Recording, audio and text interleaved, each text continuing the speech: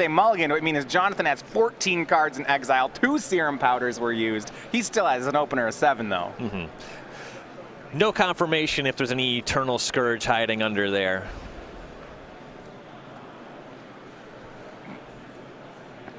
But by now, seeing this many cards, you got to hope that there is an Eldrazi Temple in the hand. I mean, or he just didn't hit a Serum Powder.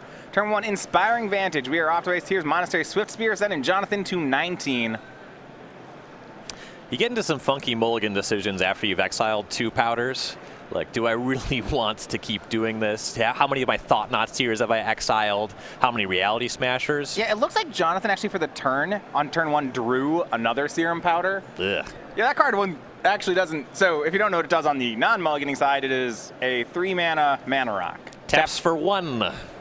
Eldrazi Mimic off Temple for Jonathan. So he did hit that Temple on the 3rd hand of 7. See, Serum Powder is your anti-Blood Moon technology. Ooh. It's not pretty. Because you need the colorless mana. You need the Wingdings. It's not pretty. I like that. Nah, ramps you into Reality Smasher. It's good. Yeah. Turn 3 Powder, turn 4 Smasher. Boom. Easy. It is unfortunate that you can't use Temple to accelerate out the Serum Powder itself. Yeah, so with the Mimic, you see here, the creature base for Jonathan on his Mimic, Reshaper, Eternal Scourge, Thought Knot, and Smasher. There's no Haymaker over the top like an Endbringer in this list. Yep. Yeah, it's just really trying to get the mana out in front of the opponent, set up the early Thought Knot, the early Smasher, or even just the turn 1 Chalice of the Void. You mentioned this is a list innovated by Jordan, who's a writer over at Modern Nexus, winning our Classic last weekend. Can talk a little bit about the list. Yeah. He plays some weird decks. He really likes to mess around with the Modern format. I think he's probably the world's greatest advocate for the card Hooting Mandrills. Okay. Boros Charm for David. He's going to play that one pre-combat since Jonathan to 15 will prowess the Swift Spear up to 2-3 and swing it down to 13 will Jonathan go. Now the real test here, what Job wants is 2nd Temple, Thought Knot Seer. That would be nice. 2 temples is always great. Simian Spirit Guide and a land will do it too. His land he drew for the turn was Gemstone Caverns. This deck's really going for those fast cards. It plays 3 copies of Gemstone Caverns in the main. But this time he just plays a Blinkmoth Nexus and a pass. Yeah, hanging back with the Mimic. Yeah, no, there's, as far as instants go, there's just 4 Dismember, nothing else in Jonathan's deck. This is not a very good matchup for Dismember. No, that's giving your opponent a Boros Charm. And the deck's not playing anything like a Singleton Urborg, so you can't just turn on black mana. The only source for black mana in the deck is to actually have the turn 0 Gemstone Cavern. What do you think about this, Ryan? David swung without playing a spell, and Jonathan's blocking with the Mimic. If it wasn't attacking, I assume that's what he was setting up. Here's another Boros Charm. It's going to deal 4 and win the combat. We'll see if Jonathan will fire off a Dismember. Yeah, he's got one at the front of his hand. Ugh. Taking 8 damage to save. Mimic? Yeah, so he's going to go to 9 no matter what. Yeah, Dismember's... I'm not a fan in this situation. No. There's going to be a little bit more bad news when we look at the sideboard after this game. Job does not have much he can bring in over these Dismembers either. Yeah, and you see here he has Dismember and he could cast it and just doesn't. He bins the Mimic. Stays at 9, draws, hoping to get a Thought Knot, something. Another Dismember. Ooh, that's not good at all. It does come to pass, and I do like that Job didn't cast it, where sometimes you have a card in your deck, whether it be you just misspelled in general, or you end up in a matchup where you don't want to cast a spell, and it's just correct just not to ever cast a spell. 2nd Temple here from Job, but a pass. And one of the things about these colorless decks is you're really at the mercy of the top cards. So if you look at the cards Jonathan's drawn this game, he's drawn Serum Powder, Gemstone Caverns, Dismember, Dismember. That's 4 bricks. It looks like the keep was largely based on having access to Temple and the Mimic. If he drew a Thought Knot or Smasher, it'd be very good, but you only have so many outs. But if you have a double Temple hand, you're going to keep it. Like, you have to with this deck. There's no, right? There's once you see 2 temples, even if you have nothing, no payoff, you're going to keep it. That's why you're playing this. The odds that you mulligan into better mana and better spells is going to be tough. Your mana's probably going to be worse. You're kind of hoping for better spells. The keep is intriguing, especially because he was on the draw, and your Gemstone Mines are kind of like more Eldrazi temples when you're on the draw. It is a little bit more inviting to mulligan.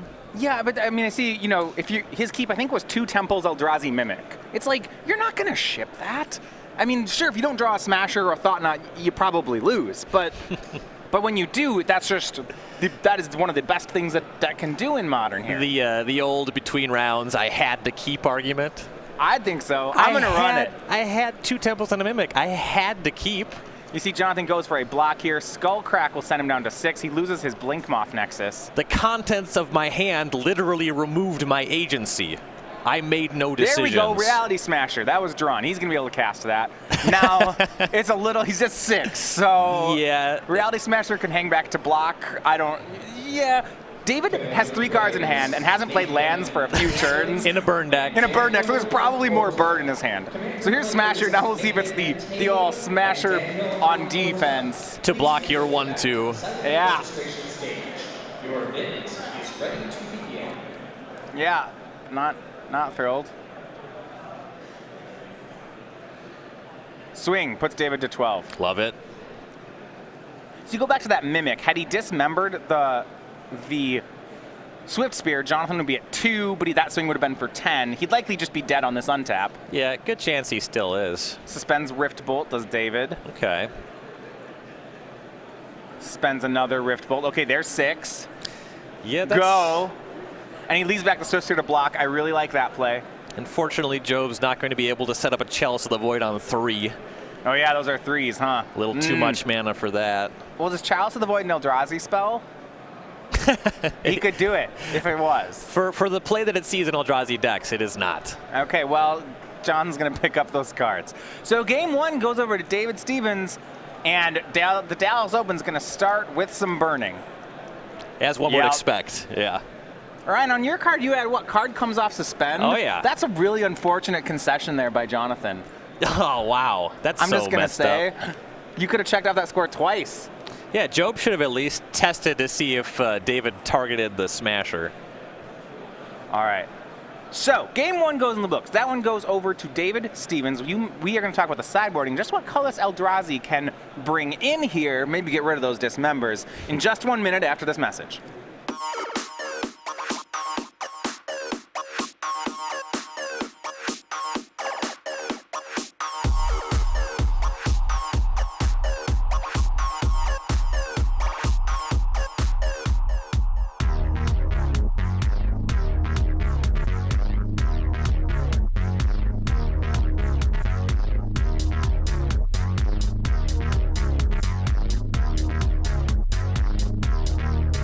Go.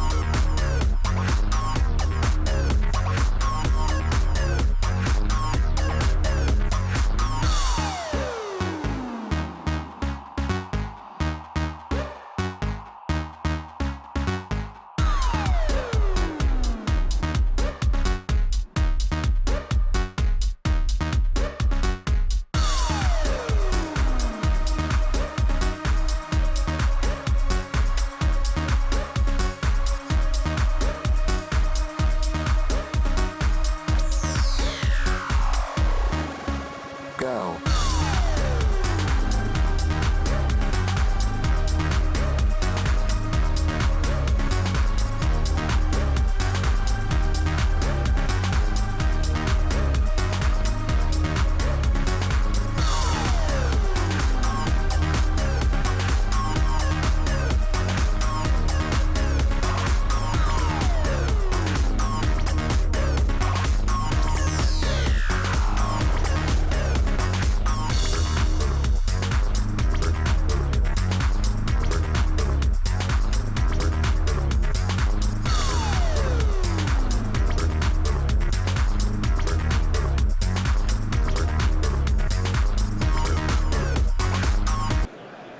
Welcome back here. We mentioned David Stevens just taking game 1 off Jonathan Job. So let's look over at the sideboard for Jonathan. I'm seeing some dismembers that I want to get rid of, 4 of those. So he's got 4 Ratchet Bombs, which, okay, David plays 8 1-drops, 9, he has the Grim Lavamancer. There we go. So that could hit the creatures on 1. I don't think he's really going to have time to hit an Eidolon with it. Do you like that here? So you kind of just go over the entire sideboard. Right. We have some hits that we definitely want and some things that we have to figure out. So then beyond that, we have 4 Relic of Progenitus, 2 Sorceress Spyglass, 2 Gutshot, 2 Spatial Contortion, and a Surgical Extraction. Your only 2 cards that are actually just good in the matchup are those Spatial Contortions. Right, because those will hit all 13 of David's creatures. It costs 2. That's pretty easy. Right, and then you just kind of rule out the ones that are worst. Obviously, Surgical Extraction doesn't play against Burn. It both costs life and doesn't meaningfully disrupt the game plan. Gutshot literally only hits Grim Lavamancer. That's horrible. Yeah, also costs life. Sorceress Spyglass, you're not going to name anything in this deck unless you're just trying to hit a fetch land, but even that's pretty ambitious. So Relic, if you have so there's 4 Dismembers need to board out, and there's only 2 Contortions. Maybe 2 Relics come in because, hey, that's better than a Dismember. Shrug. Yeah. I think that you might go Ratchet Bomb on the play because you're more likely to have it matter, and then Relic on the draw because it just replaces itself. Yeah, I guess on the play, turn 2 Ratchet Bomb, tap, get a counter. It means on turn 3 I can sweep your 1-drops. That's still pretty slow, but maybe acceptable. Right. You can cast it on turn 1 if you have a Spirit Guide. Oh, that's not what I want to be doing with my Spirit Guides. I agree. You're right. Do you want, and then I guess, are there any other cards in the main? So we're looking at these Ratchet Bombs and Relics as kind of the Shrug, I guess, cards to board in. Is there anything else in the main that's so bad that you might bring in more of them, other than the Dismembers? Chalice of the Void's kind of dicey in the matchup, but I think it's worth having. Yeah, if we're talking about powering something out if you want to see me a Spirit Guide a card on turn 1, Chalice is a lot better than Ratchet Bomb. Yeah. I think Chalice of the Void, and this is my own experience from playing big mana decks. I think a lot of players really like Chalice of the Void in this matchup, and I think it is very overrated against Burn. I agree with both of those statements. And the rest of the deck is just creatures. The rest of the deck's just fine. Yeah, the problem is that if you put it on 1 against them, it's actually not great because they usually have, if they play their Goblin Guide and then you Chalice on 1, you're just not hitting enough cards. If you can stick a Chalice on 2, it's incredible. Yes. However, take some time. Good luck. Right. Job has gone through 2 Serum Powders so far. David Stevens, if we go to game 3, we'll talk about sideboard more. Blood Moon and Ensnaring Bridge look like the big wins here. Yeah, Blood Moon makes it very difficult for Job to cast spells. All right, we'll go on to the match though. Jonathan, so we have 2 Serum Powders off in exile. So 14 cards there. Not sure if we saw an Eternal Scourge. I believe we haven't again. Notably, Scourge would have made Job's game 1 hand a lot better. Because then it wouldn't have just been Mimic, do nothing for literally the rest of the game. It would have been Mimic, Scourge, attack for 3. I have a good blocker for your Swift Spear. Turn 1, or you just race. Turn 1 Mimic, turn 2, turn 2 Scourge, hit you for 3. This is fine. Yep. At that point, he probably is enough ahead in the race where he could have dismembered the Swift Spear. Exactly, yeah, you might have had that window. And then when he drew the Smasher, it would have won. Yep. Yeah, kind of unlucky that he went through, 14 cards and there wasn't a Scourge in the mix. We're going to look here. Is there an Eternal Scourge? And I think that right now what he's actually doing is reviewing those exiled cards and seeing whether he wants to mulligan. How much of the stuff that I want to mulligan into is still actually in my deck? Yeah, so there's this thing. Once your deck is... Oh, it looks like another Serum Powder. Okay. So, yeah, what you have to decide then is... You do some calculations on just the density and counts left in your deck. Your deck is a different... Once you're 21 cards in exile, you only have 39 left in your deck. You're playing a fundamentally different deck at this point. As far as, lands, spells, threats. It's weird. And the big check is how many Eldrazi Temples are still here. It's tough to keep a hand that does not have that card. Smasher, Chalice, Temple, Powder. All 4 Serum Powders were exiled, so Jonathan's not going to draw any of those. Ooh, that looks like a Scourge in the mix. Eternal Scourge does look like it's been exiled. Okay, so this is one of the cool parts about this build.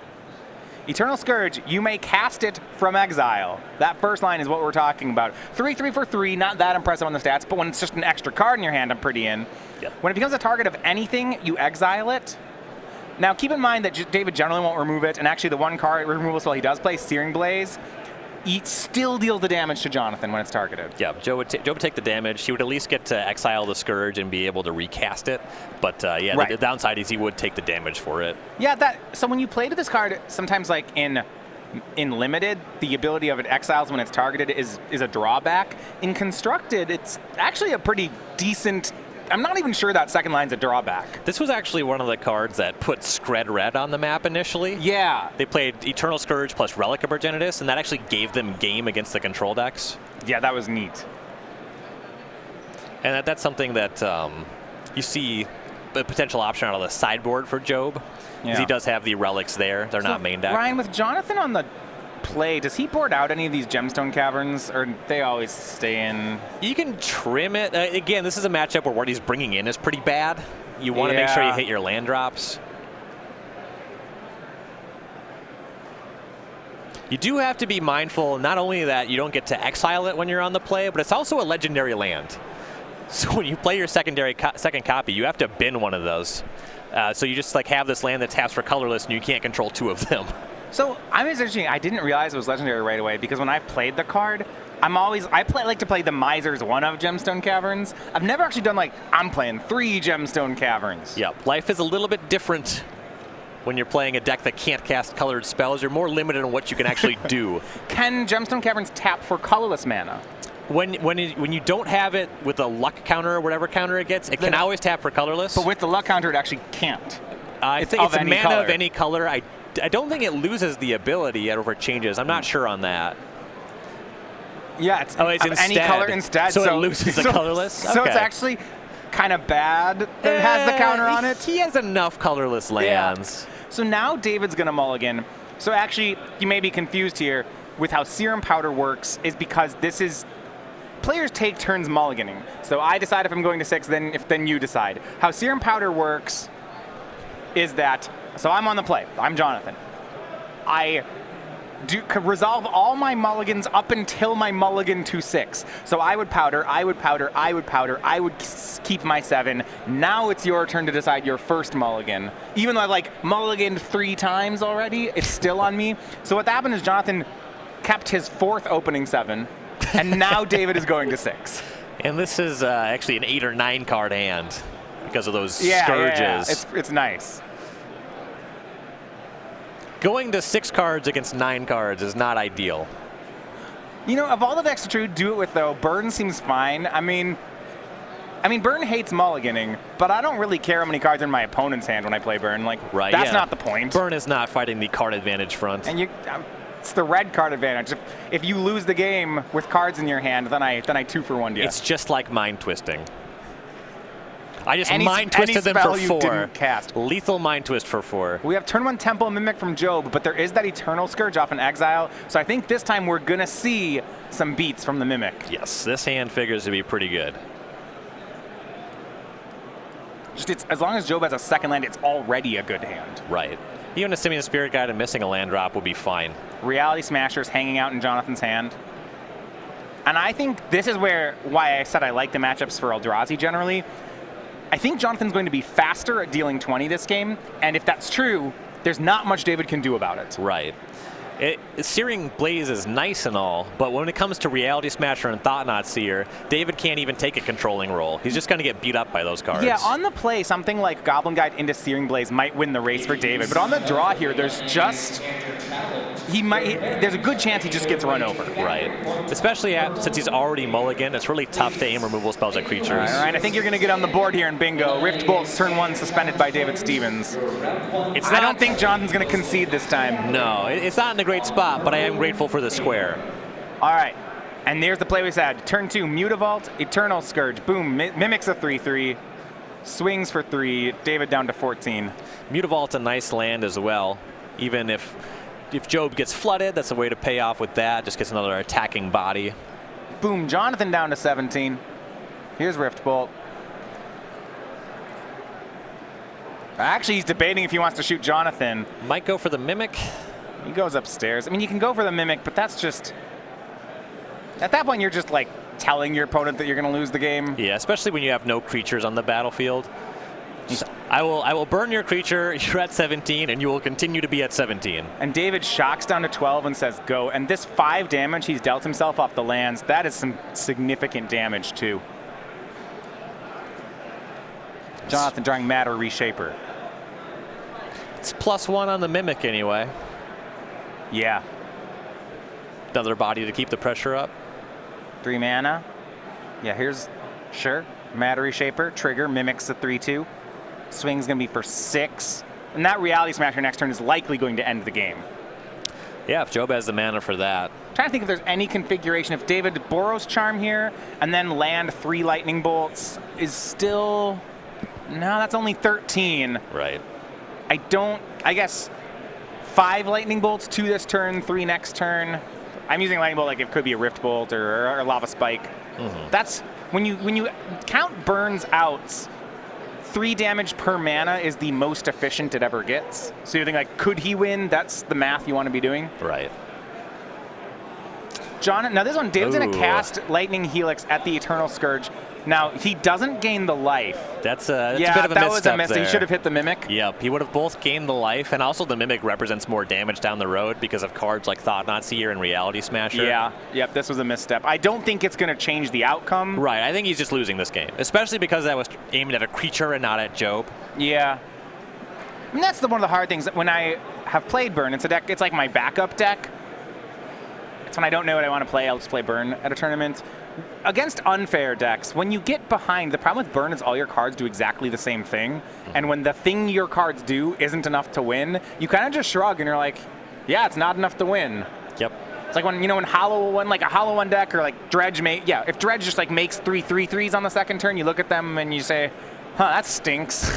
And then you're like, I bet I'm going to get beaten up by these, and then you do. Lava Spike you, your turn. Yeah. Here's Reality Smasher from Job. It's going to be a swing for 13. They're picking him up. They're going to go to game 3. And you see the speed of this colorless Eldrazi deck, especially because these Serum Powders, he always has the Temple. David was left without anything he could do. Right. And Job was in a commanding position, even without getting to that Smasher point. Just being able to curve Mimic into 3/3s and Matter Reshaper, that actually just put him significantly far ahead. He had a good beatdown plan just with that. It kind of shows the power of Eldrazi Temple. The spells don't even need to be particularly good if you're cheating on mana. All right, well, we're going to go over to David's sideboard when we come back in just a minute with the conclusion of the match.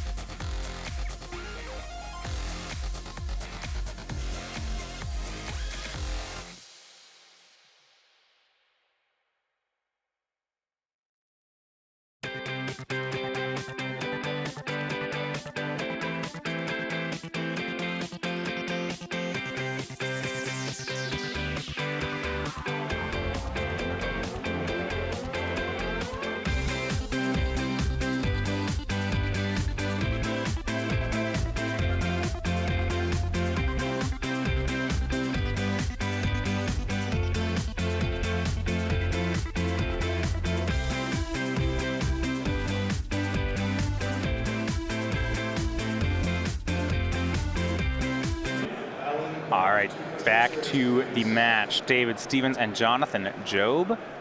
Job, with colorless Eldrazi, Serum Powders his way to a blisteringly fast start.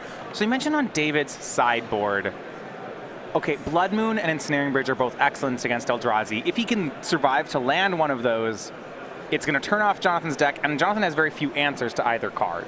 Right, yeah, the only thing he's going to have is if he has Ratchet Bombs happening post-sideboard. But on David's side, he does have a few other options to consider as well. The Blood Moon and the Ensnaring Bridge, they're a lot better on the play. You can try to cheese with both of them in a matchup like this. And we have not seen a Chalice of the Void yet, but Destructive Revelry is a card that you can consider in a matchup where you expect your opponent might have some artifacts. Okay. Yeah, so I guess there's that. I mean, the other ones, Serum Powder's the only other artifact. If we have to protect something against a Ratchet Bomb, say we want to protect an Ensnaring Bridge, you fight that fight. Yeah, he's got 2 extra Skull Cracks in his sideboard, and he actually, he had 2 main, and those are the last 2. He would board those in. I'd actually be surprised he boarded them. I guess like Grim Lavamancer's not very good, but when he's boarding in those 3 mana Haymakers, that to me feels like what's going to come in here. Yeah, and the Lavamancer also, it's kind of reasonable in this matchup just to keep Mimics under wraps. Okay, I could see that. And if you have to deal with a Thought-Knot Seer, Lavamancer plus Searing Blaze is the ideal configuration. So maybe it's like Eidolon the Great Revel's bad here? It's a little mopey. It gets a lot better on the play, but on the draw, it's certainly one that you don't care if you have in your deck. I guess Jonathan's threats also, when he starts making Thought Knots, those don't trigger. Yeah, Job just casts big spells, takes no damage. You cast little spells and take damage. Fair. So how much can David rely on the 3 mana cards? Like, can you keep a hand that's like, so normally in Burn, if you keep, let's say a 5-land hand, you have to ship them all. If you add something like Goblin Guide, 5 lands, and Snaring Bridge, can David keep that? It's tough to empty your hand when you're full up on lands. Okay. Like a 3-lander with enough 1s, you can certainly do it. But the thing is, Job has large creatures, but he also has some little ones. He has those Eldrazi Mimics. He has like Blinkbot Nexus and Mutavault. What about like Blood Moon? Let's say I had to give you that same hand, but replace the bridge with Blood Moon. On the play, it's possible. Yeah, like how much is Blood Moon an inconvenience, or is it just like a stone cold lock here? It seems like Blood Moon mostly does a good job of beating Job's bad hands. His good hands are just kind of out in front of it. I mean the double temple hands. If I goes, he could like go temple, turn 2 Thought Knot, will just take the Blood Moon, and then you lose. Yeah, if I go turn 1 Mimic, turn 2 Eternal Scourge, or even Matter Reshaper, and you just are doing nothing on turn 1 or 2, or even if I'm on the draw and you say turn 3 Blood Moon, and I just have 5 power creatures on the battlefield, if you didn't check those as well, you're kind of in trouble. So David has capped. Jonathan has mulliganed the legitimate way. So he's going to 6. Now, keep in mind Serum Powder. Anytime you could mulligan, you may remove it from your hand and draw that many cards, which means if he looks at a 6-card hand here with Serum Powder, he can use a powder, but it'll be drawing a new 6, not a 7. Correct. You ever Serum Powdered a 1-card hand? Just Serum Powder?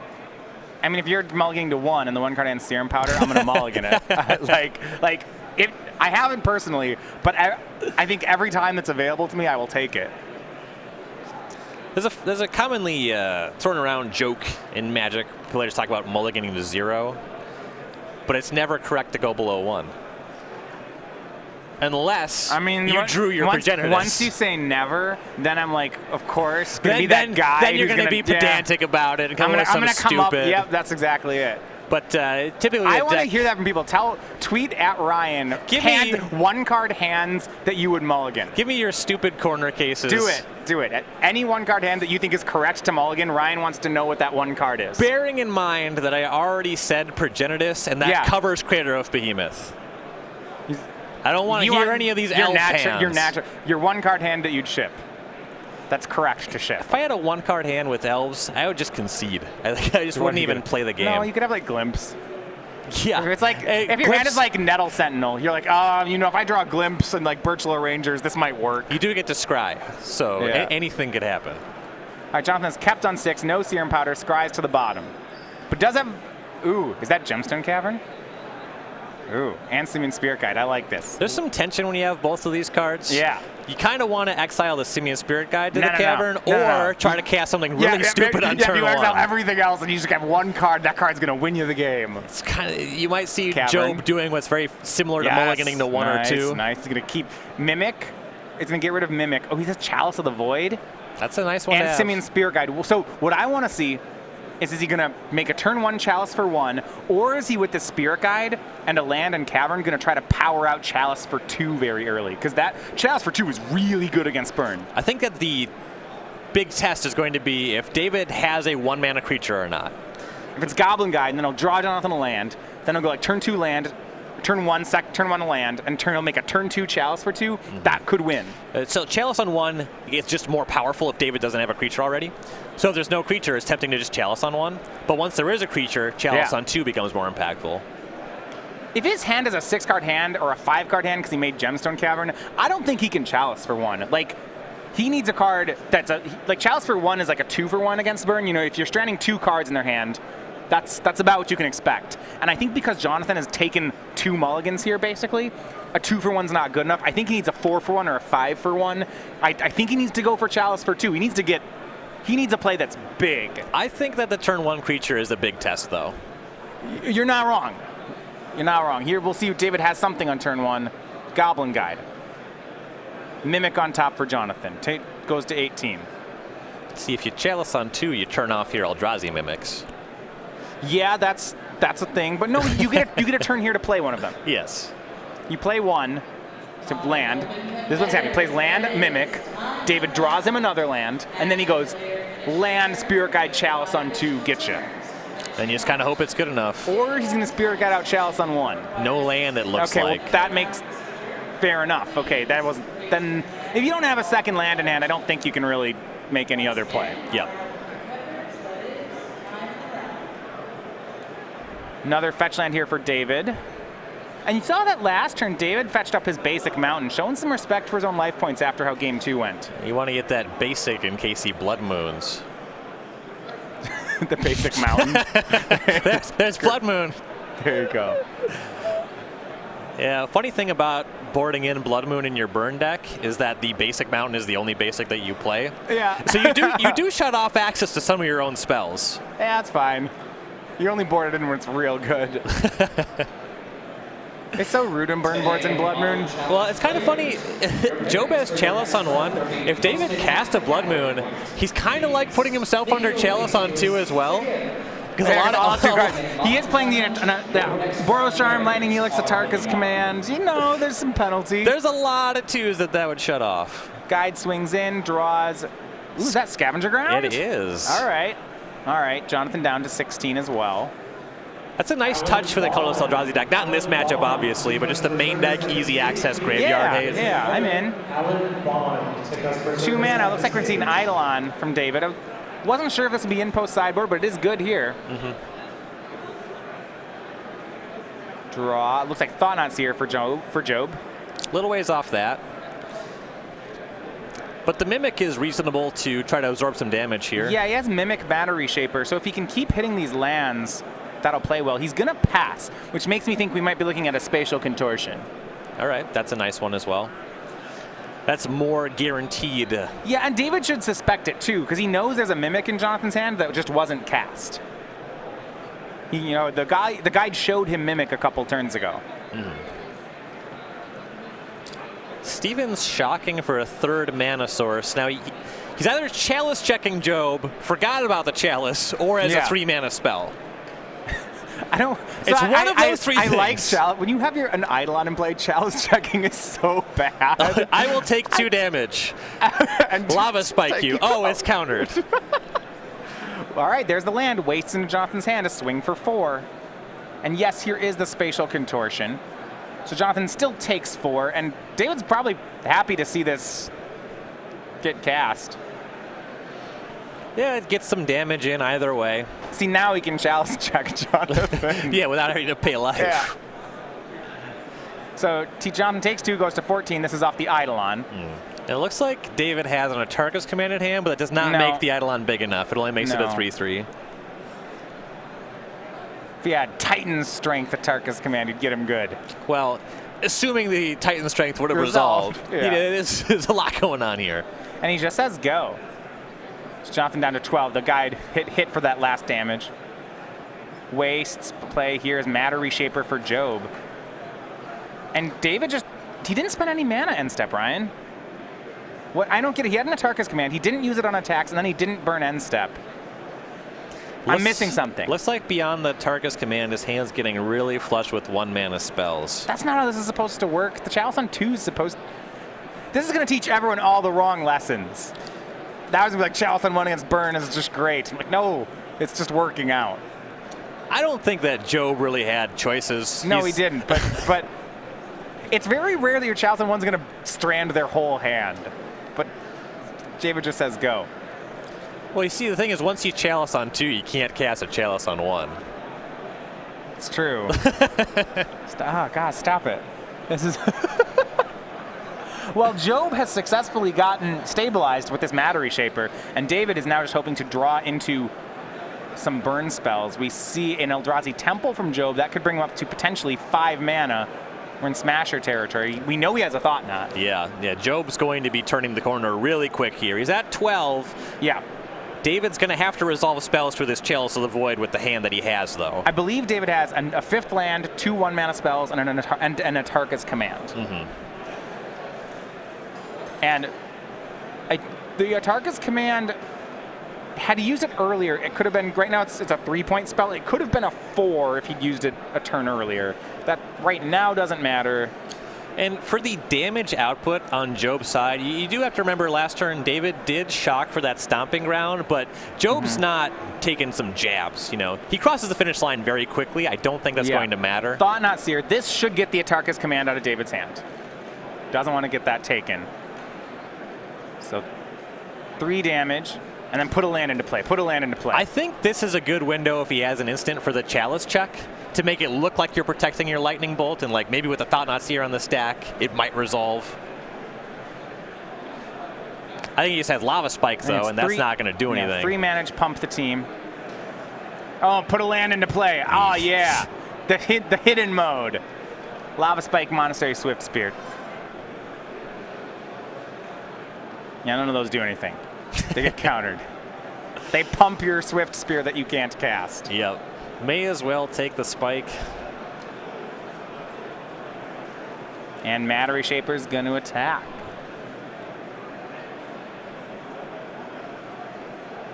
David down to 11. And Goblin Guy just doing nothing. No. Taking the day off. No attacks, no blocks. I'm going on vacation. So we're looking at David down to 10 on this fetch. Next turn he's going to take 7. Even if he draws the perfect cards here, I don't know that he wins this race. It's pretty much dead to rights to Reality Smasher. Well, Ensnaring Bridge could win him the game. Yeah. If he draws that, then it could, you know, it'd stabilize him, and then he could draw some burn spells. Pretty much trying to exactly that. Yeah. Well, that's the difficulty when you're playing burn, is when you start getting behind, you know, you start thinking, what are my outs? And a lot of times the answer is you don't have any. Right. Like, yeah, if you draw Lightning Bolt every turn, you still lose. So yeah, the sideboard opens up a little bit of that, but it's a very small amount. But Bridge should do it, and I assume it's been boarded in, both copies. This is the matchup for Ensnaring Bridge. I think that was an Atarka's Command up the top. Yep, says go.